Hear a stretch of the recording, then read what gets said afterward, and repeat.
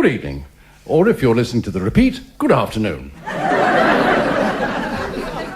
Then again, you may not be listening at all. In that case... As a senior BBC Radio 2 announcer, it's my pleasure to introduce the week's good cause. Me.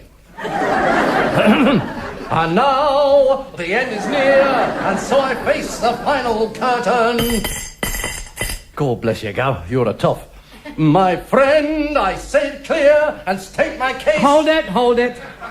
Just what do you think you're doing? Busking to supplement the meagre pittance I get paid by the BBC.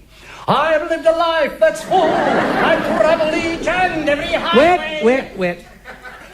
If you want to make some real money out of busking, you should sing about your mother. My mother? Yeah, the public are suckers for songs about mothers. You'll make a fortune. Are you sure? Pass me your mug. One bright and shining light that taught me wrong from right, I found in my mother's eyes. Thank you, sir. Thank you, madam. I don't believe it. 60p for just one line. Yeah, I know that song. It's a belter. It pulls at the heartstrings. It certainly does. I nearly gave you 10p myself. I'll make a bomb with that song. Those fairy tales she told of the pavements paved with gold. Hey, give me a chance. I know the words as well as you. I found in my mother's eyes. It's the mother's eyes bit that tears them apart. I know. Give me a go. Look, this is great. This will make up for being a name at Lloyd's. I can't wait to sing the line about the silver thread. Silver thread? Isn't that marmalade? No, hair. Silver threads among the gold. Hey, I've just thought of another. That old-fashioned mother of mine. Thank you, sir. Thank you. A very worthy cause. That was for me. Give me my tin mug back. There you are. You're going to end up a very wealthy man. I know. And I'll tell you something else, mate. What's that? This will earn me more money than saying welcome to Jimmy's cricket team, starring Jimmy's mother. Cricket? Jimmy Cricket's mother. No, forget the mother. Oh, what a heartless man you are. Jimmy Cricket.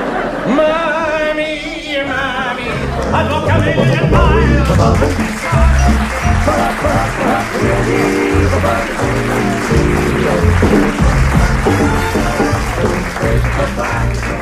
Thank you, ladies and gentlemen. You're very welcome. I'm a very happy man tonight. I've just heard from the BBC Board of Governors, the chairman of the review board, and the lady that pushes the trolley with the tea with the wonky wheel. The great news is, last week's show had the highest number of listeners. I know some people think 13's an unlucky number. And you know, in a survey, some of the most beautiful women in the country voted me Jimmy the Turn-On. Only yesterday, a gorgeous girl came up to me in the street. She said, "Hi, handsome. Could you show me the way to the opticians?"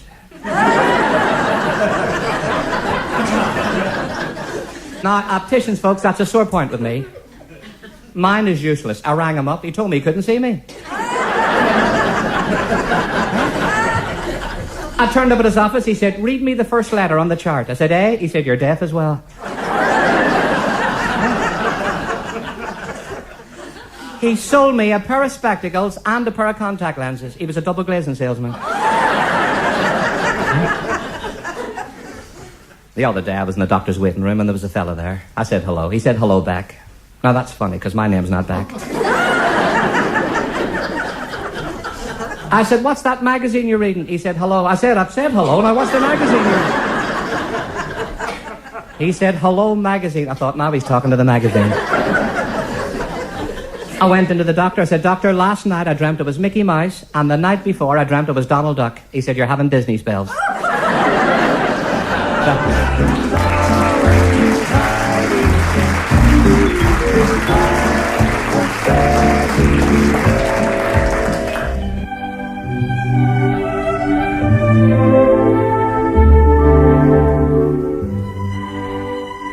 In my meanderings through this beautiful Britain, I find myself in the oft-visited hamlet of Much Panting on the Green. There's no such place. Oh, yes, there is. You make all those names up and you only do it for one reason. And what might that be? This. How very true. I'm standing outside the home of the squire. And his son, the squirrel. The home of the squire is so thinly spread. 98 years of age, and he still loves the land, and still goes lifting potatoes. Last week he lifted 300 weight from Tesco's and the police met him. I'd like to know more about this place. I am the official guide, my handsome. Ah, the very lady. I wouldn't if I were you. I wonder, could you take me on a guided tour? Months I've been waiting for somebody to ask me that. I most certainly can, my fine, upstanding gentleman. Let's be off, then. Excellent. What I'd like to... would you mind putting me down? As you wish, my fine, well-built tourist. I'd like to see some of the beauty spots. You shouldn't have said that. Beauty spots! Beauty spots! I'll show you them all, lad. Quick, in here! Ah! Get me out of the shed! Just you clock these beauty spots, my lad. I'm a married man! If you think that's going to help you, you've got another thing coming. Oh, how dare you! I'm locked in a safe with a married man! You're not locked in! Here's the key! Oh, get your hand off me knee! I'm not touching your knee. It's pitch dark in here, I can't see a thing. Here's a torch! I must insist that you... Oh, no. I only bought that shirt last week. You wanted to see the beauty spots? Let's not waste any time, lads! She's got my socks off. I think you've got some sort of a problem. I am! I've got a problem! I'm a woman!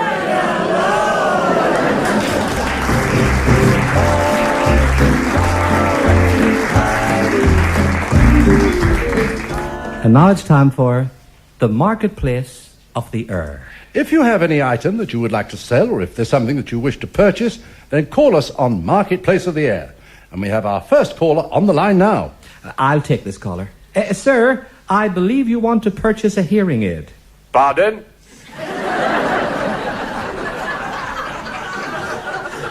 I have a card here, and it says that you want to buy a hearing aid. I'm very well, thank you. I'm not bothered about your medical condition. How much do you want to pay for the hearing aid? Not just at the moment. She's taking the children to her mother's. What did you have to pick him for? What does he want? A hearing aid. Pardon? You can take the next call. Hello? Marketplace of the Air, at your service. That gentleman who wanted to buy a hearing aid can have mine. I'm sick and tired of the intolerable noises that we are bombarded with day after day. I've packed it in a box ready for posting. I see. How much do you want for it? You'll have to speak up. My hearing aid's packed in a box.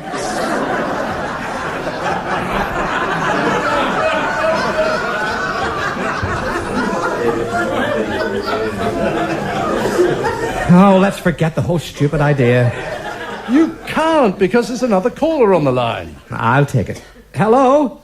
Now, whatever you do, don't tell me that you want a hearing aid. No, I was wondering if anyone had a hearing aid that they didn't want.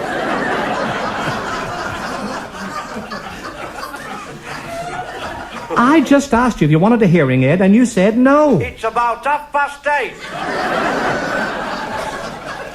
I know what time it is. Have you had any calls from listeners with hearing aids that they don't want? They're calling in from all over the place with hearing aids that they don't want. Oh, I thought you would have had people calling in from all over the place with hearing aids that they don't want. I say, are you there? Hello? I'm okay now. Only the man next door heard me on the wireless, and he gave me his hearing aid. So you're happy now? It's just turned 8:30. I can't take much more of this. I've changed my mind about giving my hearing aid away. Would any of your listeners care to buy Handel's Messiah? I'll have it. Have what? That mangle that's for hire. She hasn't got a mangle for hire. It's about 25 to 9 now. Oh, that's it. That's it. I've had it with all this lot. She's taken the children to her mother's. It's about 8:30. A mangle for hire. They'll probably give me the sack. I'll finish up in a rubber room. My career in shreds. The great British public will never hear me ever again.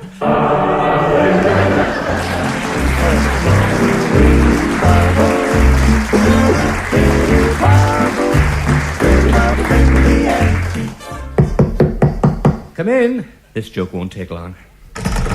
Doctor? What's your problem? Nerves, doctor. I see. Name? Wally. Christian name? Polly. And your problem? First thing in the morning until last thing at night, I do nothing but scribble on scraps of paper. I see. What conclusion have you arrived at, Doctor? That Polly Wally doodles all the day.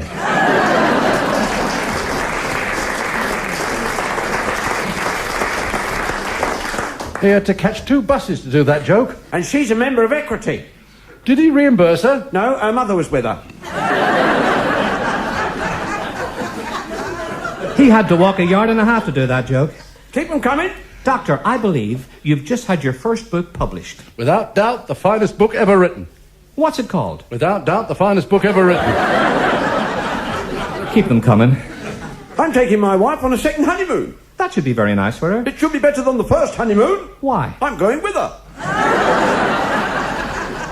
My eldest girl had a lovely wedding. Really? She married an Australian and desecrated to Australia.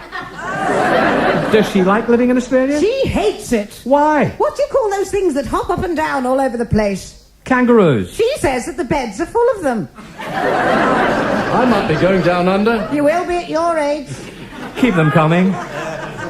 Did you know that a travel agent is offering Spain and back for just £1.25p? Spain and back for just £1.25p. I don't believe it. It's true. Not only that, to get your money back if you fall off the tightrope. Hello. I've got a stupid joke. Let's hear it, stupid man. In southwest Borneo, the natives eat little bent pieces of wire. It's their staple diet. I was going to say that. I bet you're glad you didn't. Yes. But I'm glad I haven't missed this man. Which man? My hero, he is.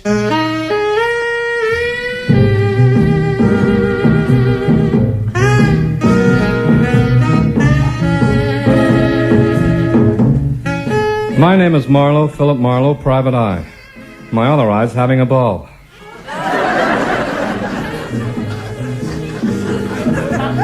It must have been around 10 o'clock a.m. at night past midnight. I left Mulligan's bar.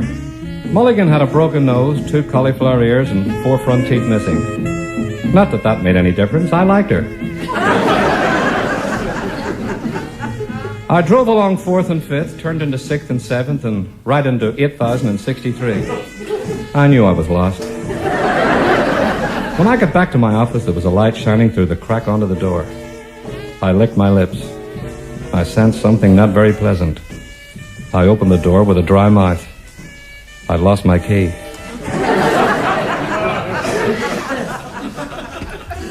I stepped inside. There was a dame sitting with crossed legs and matching eyes. She was the type of dame you'd take home to your mother if you wanted to frighten the life out of your father. She smiled the smile of a woman who had just lost her teeth. Hi, Marlowe. How did you find me? By accident. Accident? I came across your name as I was going through Yellow Pages looking for a shop that sold bananas. What can I do for you apart from buying you a new joke book? She wasn't acting tough anymore. Her eyes filled with tears. She stood up and I thanked her for finding the tin opener.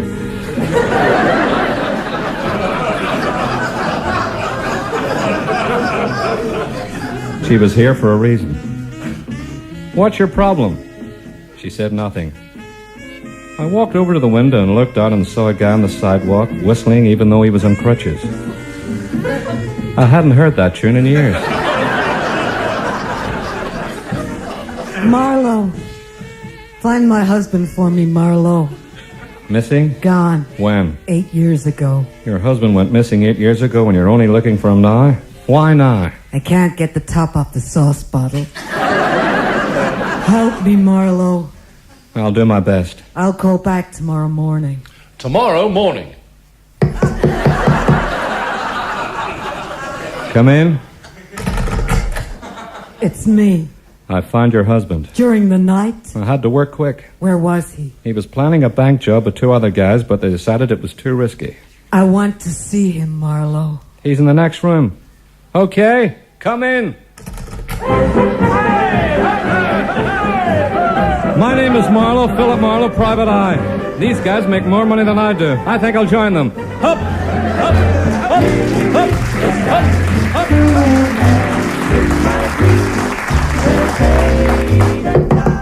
Yes? You're wanted on the phone. Talk sense. Speaking. I have Hollywood for you. Hollywood for me? Oh, I knew it would happen one day. The dreams come true at long last. And after all those years of struggling show business, Hollywood, my name in lights, idolized by millions, Academy Awards, superstardom, Hollywood. Go ahead, Hollywood. Hello? Meredith Morgan Evans, Hollywood, yeah? Meredith Morgan Evans, Hollywood. I've been told to cancel your one-nighter at the British Legion, Pathani. We can't afford to pay you £5.50p. Sorry.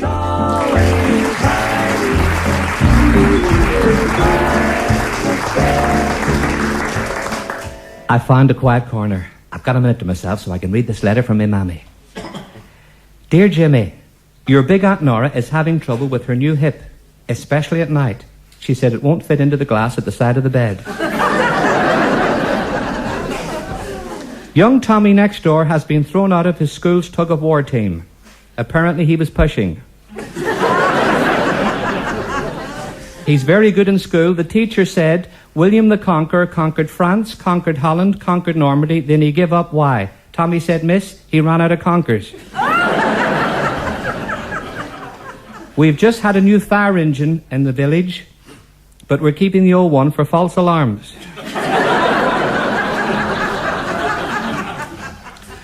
Your brother Tommy has just become the bungee jumping champion of the village. He didn't mean to. He fell down the stairs and caught his braces on the banisters.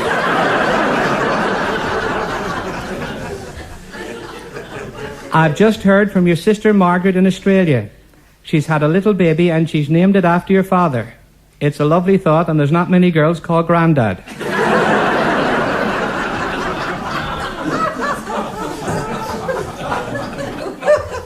Your brother Paul has moved to a very tough neighborhood. So many bricks have come through the window, he's built an extension in the back room. That's all for now, son. Lots of happiness, Mammy. P.S. You remember old Mrs. Flanagan, 87? Well, she's just married again. Mr. Burke, and he's 92. They spent the honeymoon trying to get out of the car. Best wishes, Mammy.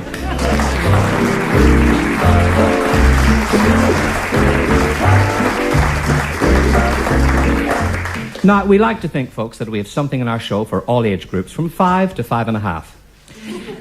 Here, especially for our more mature listeners, the answer to New Kids on the Block, it's Old Cocks on the Snuff.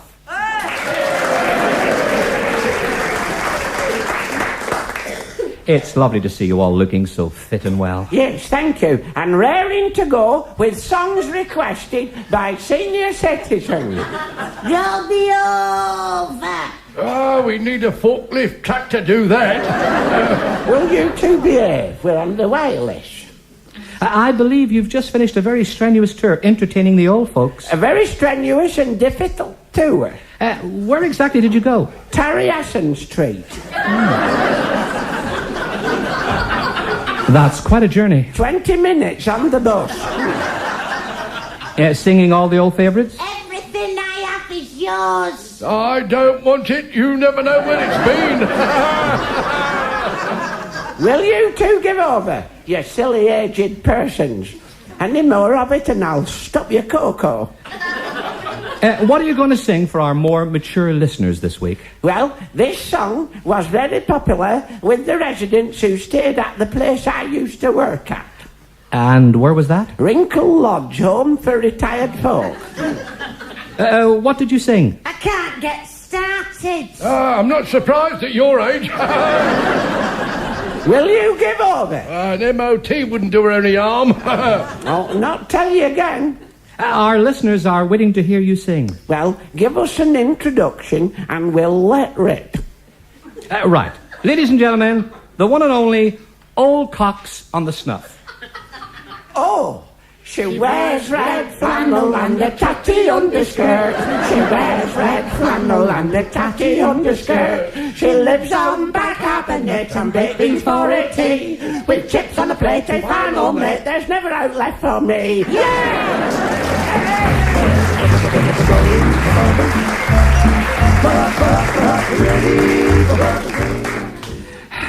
If it's all the same to you, I'm off to have a cup of tea. I'm far too sensitive to listen to this next bit. I've lived a life that's full. I've traveled each and every highway. Will you go away? We're trying to do something that's full of feeling. Play the full of feeling music, please.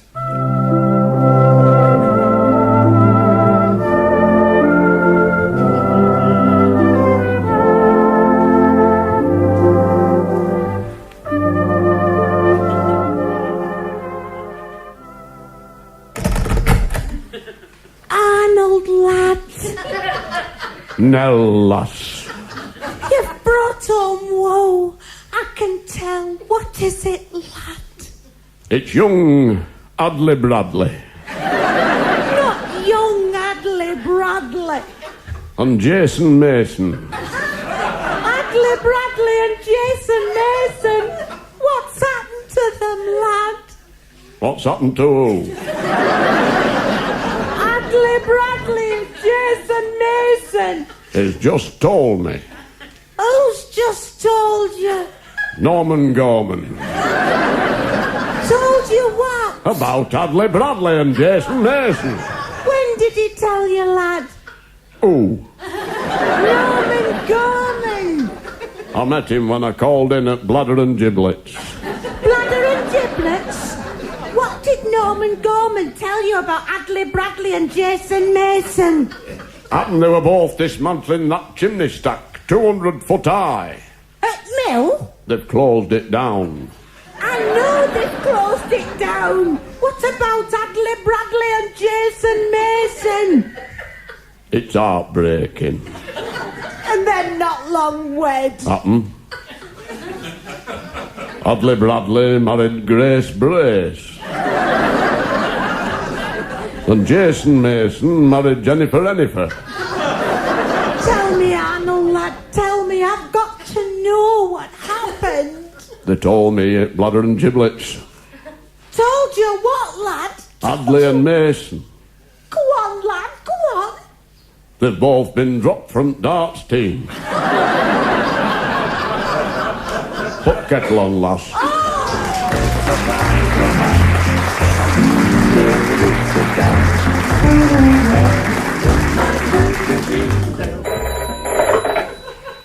Dolls Hospital? I just thought I'd call. Yes. I was sort of wondering, Go on. how is Teddy? Teddy? Keep your voice down, I'm at work. Oh, you mean that you're the owner? It doesn't matter who I am. Just keep it down. How is he? You mean T-E-D-D-Y? Yes. We had to give him a sawdust transfusion. I thought you might. A new belly button. He did want one.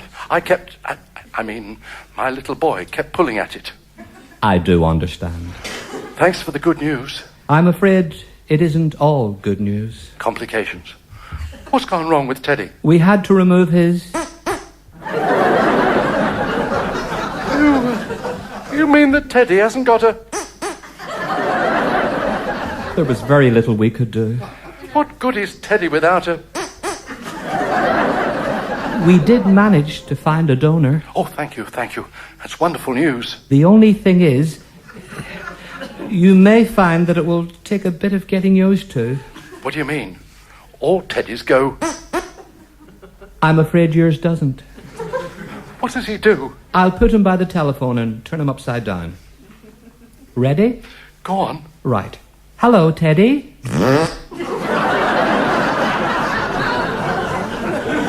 You've ruined him. How are you today, Teddy?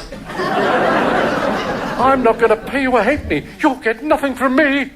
What do you think of a grown man who still has a teddy, Teddy? So do I.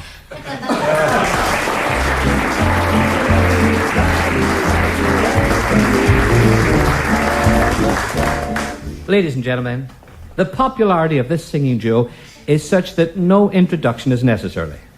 It's Daphne and Cyril Billington.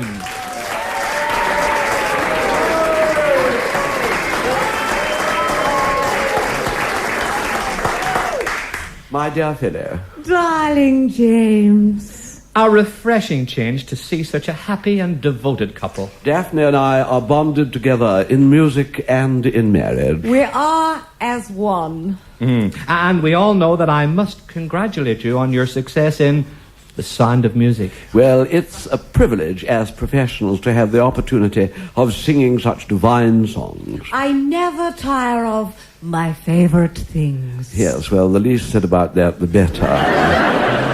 What was that? He said nobody sings them better. Oh, how nice. I play the part of Captain Von Trapp. Von Trapp. With that gob, that part was made for him. Now, look here. I've just had me tea. Do you have a particular favourite from The Sound of Music, Daphne? Indeed I do, darling. And what's that? I am 16, going on 17. More like 60, going on Philisan.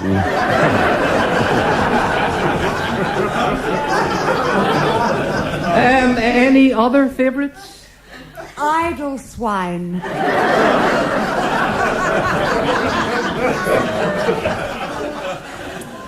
Oh, dearie me. We've got an old dearie me, have we? That means I've put my foot in it again. Let's have it.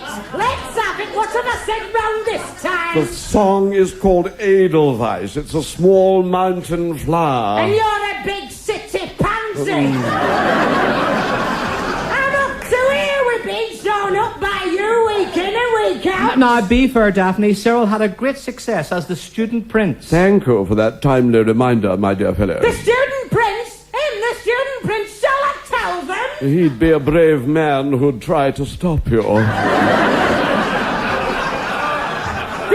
he went on as the student prince, I had to go and collect his pigging pension. Excuse me, is this the place where they're doing the programme about wild flowers at the hedgerow? Will you go away? This is all rather degrading and terribly embarrassing for me. Then why don't you stop doing it? No, you've overstepped the mark this time, Daphne. He started it, Neddy Road. Who asked you, Humpty Dumpty? Do either of you know that other song from The Sound of Music? Which song? So Long, Farewell. Oh, yes, Yes, we do yes, know that. I think that's Good. Well, sing it outside. Bill, play the music.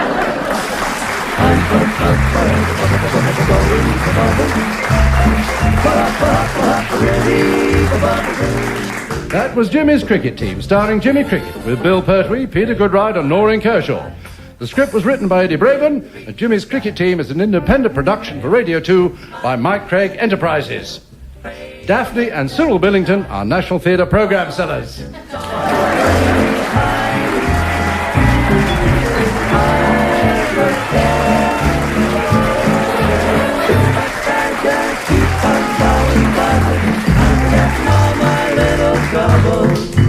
I'm forever, ever, and ever blowing bubbles. Lots of pretty bubbles.